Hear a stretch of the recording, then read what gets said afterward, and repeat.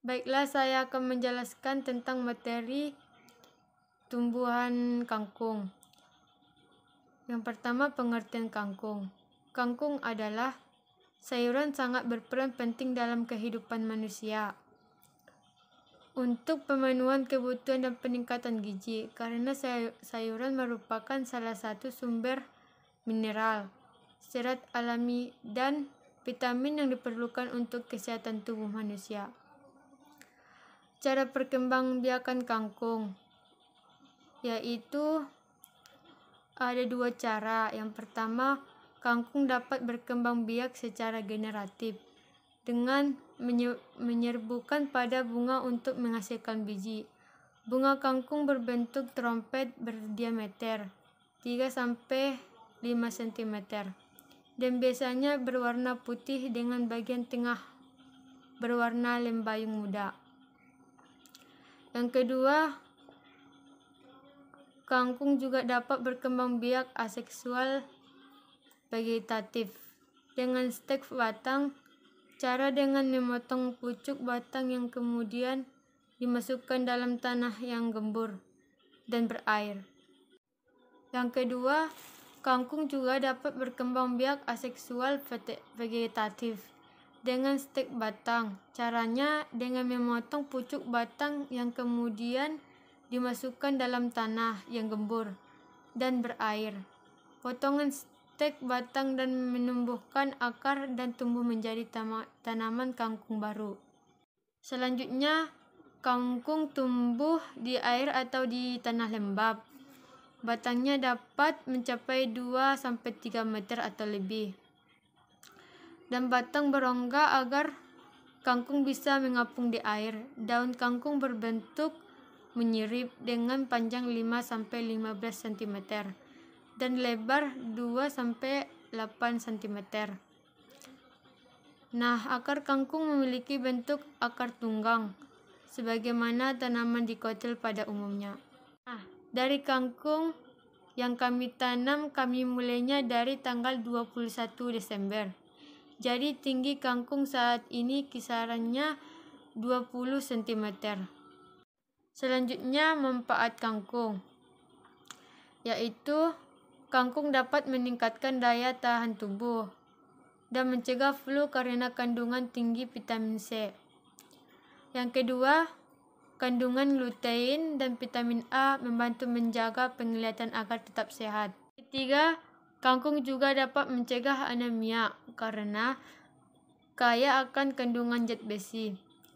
Yang keempat, mengandung antioksidan dan enzim sehingga berfungsi sebagai detoks serta mencegah potensi kanker dan kerusakan hati. Yang kelima, kandungan selenium dan zink pada kangkung dapat membantu mengatasi insomnia. Kangkung juga dapat mencegah anemia karena kaya akan kandungan zat besi. Yang keempat, mengandung antioksidan dan enzim sehingga berfungsi sebagai detoks serta mencegah potensi kanker dan kerusakan hati.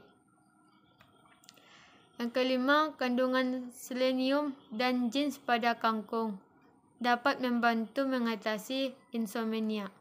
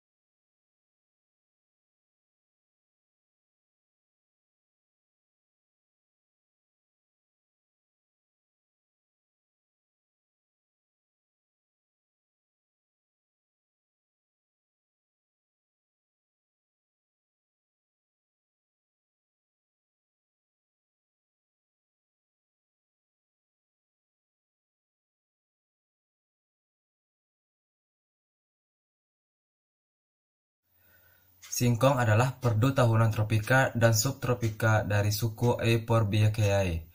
Umbinya dikenal luas sebagai makanan pokok penghasil karbohidrat dan daunnya sebagai sayuran. Tanah yang paling cocok untuk ketela pohon adalah remah tanah terstruktur, gembur, tidak terlalu liat dan tidak terlalu poros dan kaya bahan organik.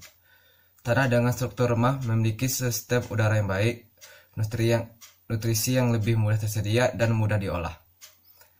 Untuk pertumbuhan tanaman ketela pohon yang lebih baik, tanah harus subur dan kaya bahan organik, baik unsur makro dan mikro. Jenis tanah yang cocok untuk tumbuh ketela pohon adalah jenis alluvial atau sol, padlosolik, merah kuning, mediterania, grumosol, dan andosol. Derajat keasaman tanah yang cocok untuk budidaya singkong berkisar 4,5 sampai 8,0 dengan pH 5,8 ideal. Ketiga, tempat yang baik dan ideal untuk tanaman ketela pohon antara 10 sampai 700 mdpl.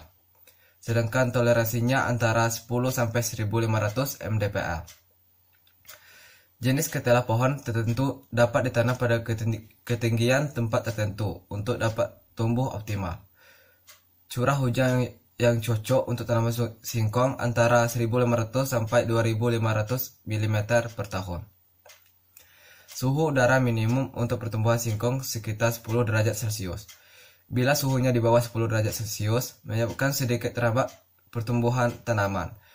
Menjadi terhambat karena tingkat pertumbuhan yang kurang sempurna. Kelembapan udara optimal untuk tanaman ketela pohon antara 60 sampai 65%. Singkong termasuk tanaman yang mudah ditanam. Singkong awalnya ditanam dengan batang, tunasnya mulai tumbuh dalam jangka waktu kurang lebih 2 minggu. Terima kasih.